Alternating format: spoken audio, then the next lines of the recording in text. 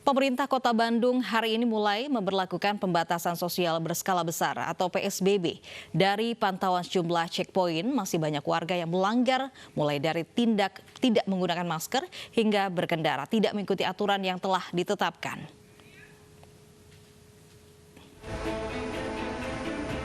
Pembatasan sosial berskala besar PSBB Bandung Raya akan diterapkan selama 14 hari, mulai hari ini hingga tanggal 5 Mei mendatang. Wilayah penerapan PSBB meliputi Kota Bandung, Kota Cimahi, Kabupaten Bandung, Kabupaten Bandung Barat, dan Kabupaten Sumedang.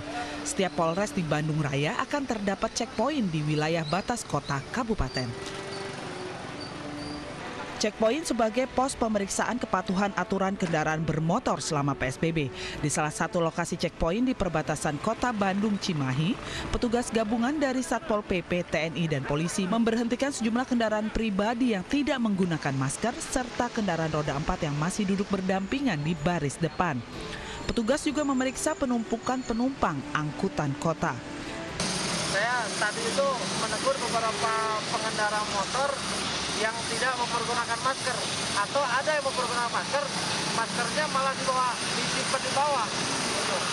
Ini merupakan perhatian buat petugas, di mana petugas ini bukan hanya dari kepolisian, ada dari TNI, ada dari perhubungan, Satpol PP, termasuk dari kesehatan dan PMI. Termasuk barusan ada beberapa angkutan kota yang diberhentikan ya? Anggota diberhentikan. Alasan apa, Bang? Nah, jadi anggota kita yang belum mungkin kelupaan ataupun belum bawa diingatkan, ya.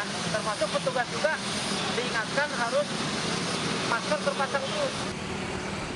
Selain Kota Bandung Raya, pemeriksaan juga dilakukan di 97 titik checkpoint yang tersebar di 5 kabupaten kota. Ribuan kendaraan yang datang dari arah Sumedang dan Kabupaten Bandung dirazia saat memasuki Kota Bandung. Sebagian memutar balik karena tidak diizinkan memasuki Kota Bandung. Nganter ya. Nggak boleh berboncengan sekarang. Tapi kan dikasih tahu sama Saya ini. tahu himbauannya kan gini, Boleh kalau satu keluarga KTP. boleh gitu. Ya. Dalam beberapa hari ke depan, petugas tidak akan memberikan sanksi, namun hanya sebatas imbauan. Dari Bandung, Jawa Barat, Billy Maulana dan Mujib Prayitno, iNews melaporkan. Wali Kota Bandung, Odette M. Daniel, membenarkan masih banyak warga yang tidak mengindahkan aturan PSBB yang telah ditetapkan oleh pemerintah daerah. Pelanggaran masih didominasi penumpang sepeda motor yang berboncengan namun tidak satu alamat serta tidak menggunakan sarung tangan. Berikut pernyataan Wali Kota Bandung, Odette M. Daniel. Ternyata memang kendaraan dari luar terutama ya masuk ke Kota Bandung ini masih ada yang berboncengan motor, kendaraan mobil, kendaraan tempat juga ada masih di depan berdua sama supir ya, segala angkot seperti itu. Ya tentu saja ini mungkin ya mereka belum begitu paham tentang apa namanya perda kita, perda kita ya barangkali. Nah ini harus kita selesaikan pada mereka sekiranya. Mudah-mudahan dalam 1 hari, 2 hari, 3 hari ini tetap kita memberikan sosialisasi kepada mereka di lapangan terus, sehingga mudah-mudahan ke depan bisa melaksanakan dengan baik, sehingga akhirnya mudah-mudahan kesalahan kita bisa berhasil insya Allah. Pertama ya boncengan ya, boncengan di motor ya, roda 2 nih masih banyak sekiranya. Yang kedua tadi kendaraan angkot itu masih ada yang di depan sama supir. Karena angkot itu harusnya di belakang paling 5 ya, 3-2 sama supir ya. Tapi tadi saya lihat juga ada gimana di mobil-mobil preman juga, mobil-mobil masyarakat juga masih ada juga yang seperti itu. Ini yang jelas memang harus kita berikan edukasi kepada mereka. Untuk mengetahui jalannya pembatasan sosial berskala besar di Kota Bandung, Jawa Barat, sudah bersama kami ada Desi Juliani dari salah satu checkpoint di kawasan Pasar, Bandung, Jawa Barat. Ya, Desi, bagaimana jalannya PSBB di hari pertama ini? Ya Lofi, betul sekali, hari ini adalah hari pertama penerapan pembatasan sosial berskala besar atau PSBB di wilayah Bandung Raya. Dan untuk di wilayah Bandung Raya ini sendiri terbagi ke dalam 5 wilayah. Yang pertama adalah Kota Bandung, kemudian juga Kabupaten Bandung, Kabupaten Bandung Barat, Kota Cimahi, dan juga Kabupaten Sumedang. Dan dari total penerapan PSBB di wilayah Bandung Raya ini ada setidaknya kurang lebih 97 checkpoint atau titik pemeriksaan yang harus dilalui oleh warga yang akan memasuki Kota Bandung dan juga Kabupaten Bandung, serta wilayah-wilayah lainnya yang memang terkena PSBB di wilayah Bandung Raya. Dan jika kita berbicara soal Kota Bandung, Lofi dan juga pemirsa, bisa Anda lihat di belakang saya suasana dari checkpoint di kawasan Jalan Pasteur ini memang relatif sepi. Dan dari pantauan kami sejak pagi tadi juga memang masyarakat minim melakukan pelanggaran, artinya masyarakat ini sudah mulai sadar terkait dengan penerapan protokol-protokol kesehatan, mana yang harus dan juga tidak harus dilakukan selama masa pembatasan sosial berskala besar di wilayah Kota Bandung khususnya. Dan untuk wilayah Pasteur ini sendiri adalah merupakan salah satu dari 19 titik checkpoint atau titik pemeriksaan yang tersebar di wilayah Kota Bandung ini sendiri. Bisa Anda lihat, pemirsa, di layar kaca Anda, petugas kepolisian dan juga petugas kesehatan sedang memeriksa suhu tubuh dari pengendara yang akan memasuki wilayah Kota Bandung, serta dicek. Oke, bisa dilihat di layar kaca Anda, pengendara yang di depan ini sudah mulai turun dan pindah ke kursi yang belakang karena memang mengingat aturan dari PSBB ini sendiri untuk transportasi baik pribadi maupun angkutan umum yang berkendaraan roda 4 ini harus mematuhi peraturan, diantaranya adalah menggunakan masker tentu saja, itu yang pertama. Kemudian juga suhu tubuhnya juga harus normal, serta untuk kapasitasnya maksimal 50% dari kapasitas yang seharusnya. Jadi tidak boleh ada yang duduk di depan, harus duduk di belakang begitu, tetap menerapkan physical distancing walaupun berada dalam kendaraan pribadi. Sementara dari pantauan kami sendiri sejak tadi pagi di kawasan Pasteur, memang untuk pengendara roda 2 juga memang minim melakukan pelanggaran ya, karena mereka juga sekali lagi sudah mulai sadar, masyarakat sudah mulai sadar serta sudah mulai mematuhi mana saja aturan-aturan yang boleh dan tidak boleh dilakukan selama masa PSBB. Lofi. Baik, terima kasih Desi Juliani melaporkan langsung dari Bandung, Jawa Barat. Pemprov Jawa Barat memberlakukan pembatasan sosial berskala besar atau PSBB di kawasan Bandung Raya. Di 5 wilayah yang menerapkan PSBB, Kota Bandung melaksanakan PSBB maksimal, sementara sisanya menerapkan PSBB parsial.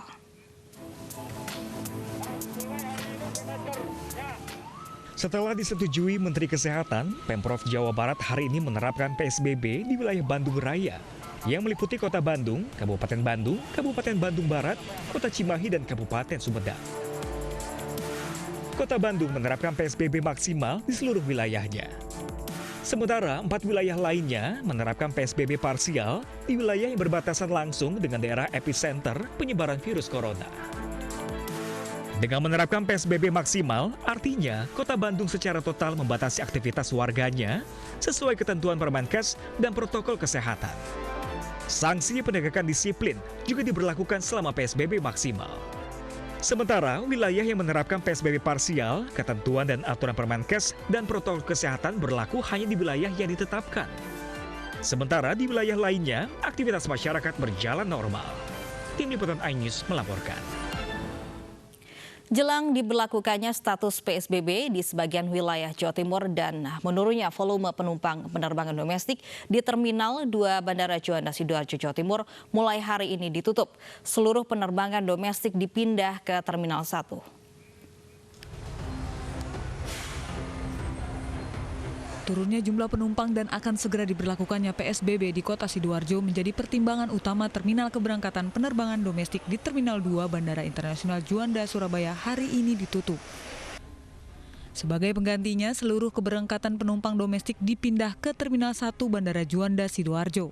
Jika sebelumnya penerbangan domestik untuk maskapai Garuda Indonesia dan AirAsia dilayani di Terminal 2, kini semuanya dipindah ke Terminal 1.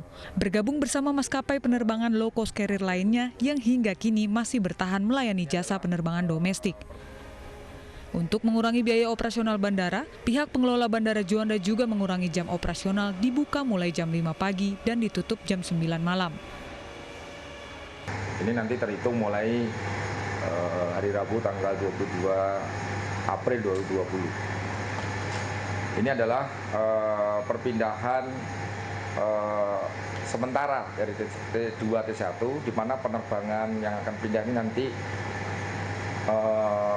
penerbangan domestik, kemudian maskapai yang akan dilayani adalah Garuda dan AirAsia.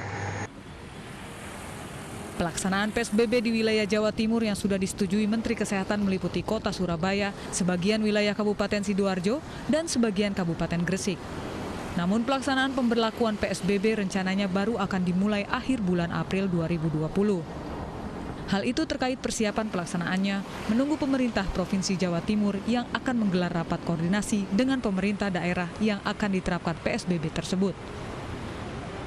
Dari Surabaya dan Sidoarjo, Pramono Putra dan Rahmat Ilyasyan, iNews melaporkan. 3 daerah di Jawa Timur, yakni di Surabaya, Sidoarjo, dan Gresik telah disetujui untuk menerapkan pembatasan sosial berskala besar. Dan untuk mengetahui lebih lanjut, sudah bersama kami ada Ibu Hovifah Indar Parawangsa, Gubernur Jawa Timur. Selamat siang, Assalamualaikum, Ibu Hovifah. Ya, salam warahmatullahi wabarakatuh. Selamat siang, Mbak Lofi. Baik, Ibu Hovifah, ini bagaimana kesiapan dari Jawa Timur sendiri untuk menerapkan PSBB di Jawa Timur? Ya, sebetulnya kan kita sudah seminggu ini melakukan PBB. PBB adalah patroli berskala besar. Kenapa kami harus melakukan patroli berskala besar? Karena kami melihat bahwa jalan makin ramai, pasar makin ramai. Sepertinya masyarakat yang merasa sudah 14 hari di rumah itu sudah selesai semuanya. Padahal penyebaran COVID makin masif dan meluas, terutama di Surabaya. Sejak tanggal 17 kemarin, Surabaya ini sudah 31 kecamatan semuanya sudah terjangkit. Kalau kita melihat dari peraturan Menteri Kesehatan, sebetulnya sejak tanggal 11 April yang lalu, jikalau kita bikin semacam scoring system, Surabaya ini skornya sudah 10. Berarti ini sudah harus diberlakukan PSBB. Begitu juga Sidoarjo per tanggal 17 skornya juga sudah 10. Gresik sudah 9 per tanggal 17. Akhirnya kita mengundang pakar epidemiologi dari FKM UNER. Kemudian kita mengundang dari Perhimpunan Rumah Sakit. Lalu kita melihat rekomendasi-rekomendasi mereka dari data yang sudah kita diskusikan bersama.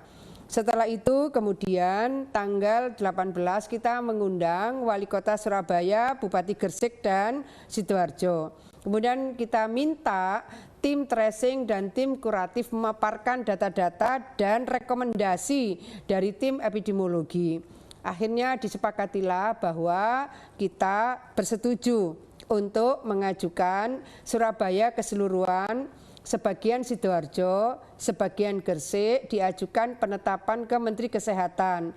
Kami kirim surat Senin pagi, kemarin siang surat sudah kami terima bahwa Menkes setuju penetapan PSBB untuk Surabaya, Sidoarjo, dan Gresik.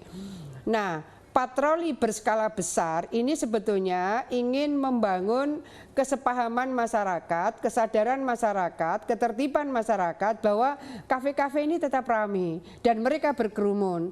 Akhirnya tim dari Polda, tim dari Kodam, dan tim gugus Provinsi Jawa Timur turun, kami menggunakan APD lengkap dan rapid test di beberapa titik kerumunan. Tapi ternyata itu juga tidak bisa mengajak masyarakat untuk ayolah tinggal di rumah, tahan dulu, jangan kita katakan nongkrong atau kongko di kafe. Ini penyebaran COVID lebih masif.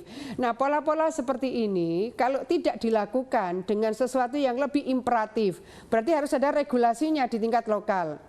Regulasi di tingkat Pergub sebetulnya sudah selesai. Hari ini, sekarang ini sedang berlangsung presentasi Raperwali dan Raperbub sekarang. Kita berharap bahwa nanti malam mereka akan mengkonsultasikan kepada Bupati Wali Kotanya sehingga besok pagi kami sudah bisa menyampaikan Pergub dan Kepgub peraturan gubernur dan keputusan gubernur ini besok pagi rencananya kami akan serahkan kepada Wali Kota Surabaya, Bupati Gresik, dan Bupati Sidoarjo. Tapi kami ingin mendapatkan kepastian bagaimana breakdown dari Pergub di dalam Perwali dan Perbub. Karena di situ ada kaitan misalnya untuk public transportation. Hinterlandnya Surabaya ini kan Gresik dan Sidoarjo. Lalu kemudian bagaimana sanksinya? Kalau misalnya tadi yang saya sampaikan tempat berkerumun, mereka boleh berjualan tapi take away atau drive thru. Kalau misalnya kemudian mereka tetap seperti itu, katakan teguran lisan, teguran tertulis, disegel tempat usahanya, diberhentikan sementara, sampai kemudian dicabut izinnya dan seterusnya.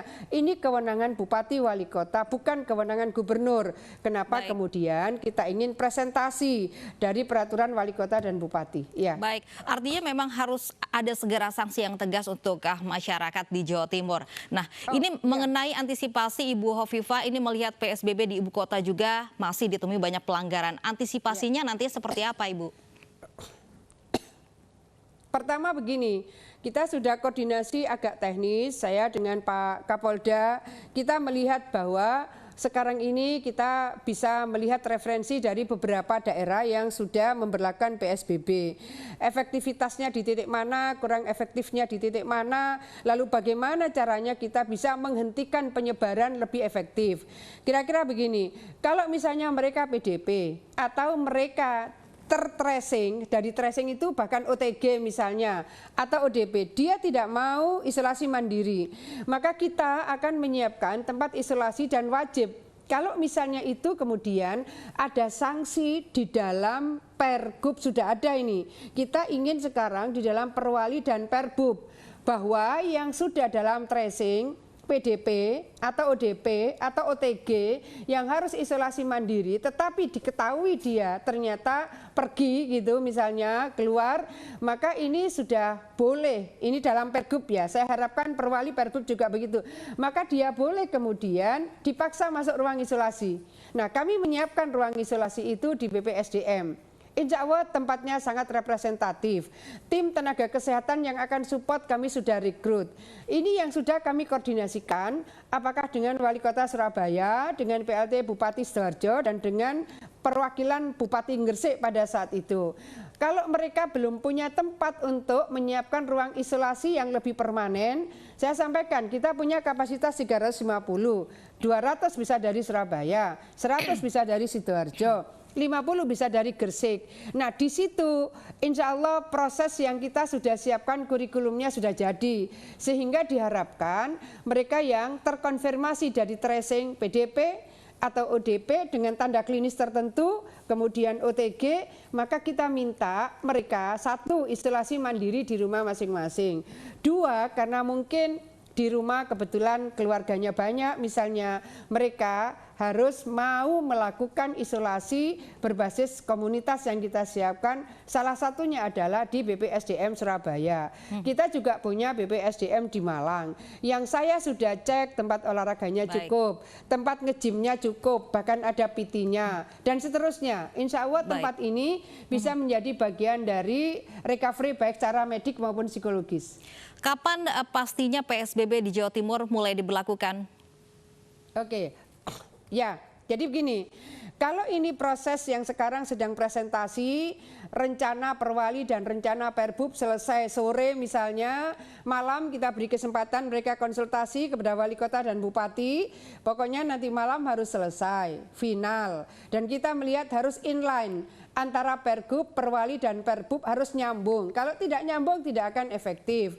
Kemudian besok rencana kami akan mengundang Wali Kota Surabaya, Bupati Gresik dan Bupati Sidoarjo. Kita ingin menyerahkan langsung ini Pergubnya, ini keputusan gubernurnya. Karena keputusan gubernur per daerah itu masing-masing. Karena misalnya kalau Surabaya ini kan 31 kecamatan semuanya terdampak. Sidoarjo dari 18 kecamatan 14 terdampak. Gresik dari 18 kecamatan 11 terdampak. Maka sesungguhnya Gresik ini tidak semuanya. Sidoarjo tidak semuanya. Sehingga keputusan gubernurnya ini masing-masing. Besok rencana kami akan serahkan. Setelah itu koordinasi kami terutama dengan Kapolda dan dengan Kasdam, karena kemarin Pak Pangdam masih ada tugas di Jakarta, kita menyampaikan bahwa kita butuh sosialisasi. Kemungkinan sosialisasi kita butuh 3 hari. Kalau kita misalnya butuh 3 hari, jadi kemungkinan tanggal 24 atau 25 harusnya sudah bisa dilaksanakan. Baik, semoga regulasinya cepat disusun dan masyarakat dan juga pemerintah sama-sama bekerja sama untuk memerangi penyebaran COVID-19. Terima kasih Ibu Hovifah Indar Parawangsa, Gubernur Jawa Timur, sudah bergabung bersama kami di iNews Siang. Pastinya Anda semua nggak mau dong ketinggalan informasi dari kita, makanya jangan lupa subscribe official iNews Channel dan klik tombol lonceng yang tertera di layar Anda supaya kita lebih semangat memberikan informasi kepada Anda.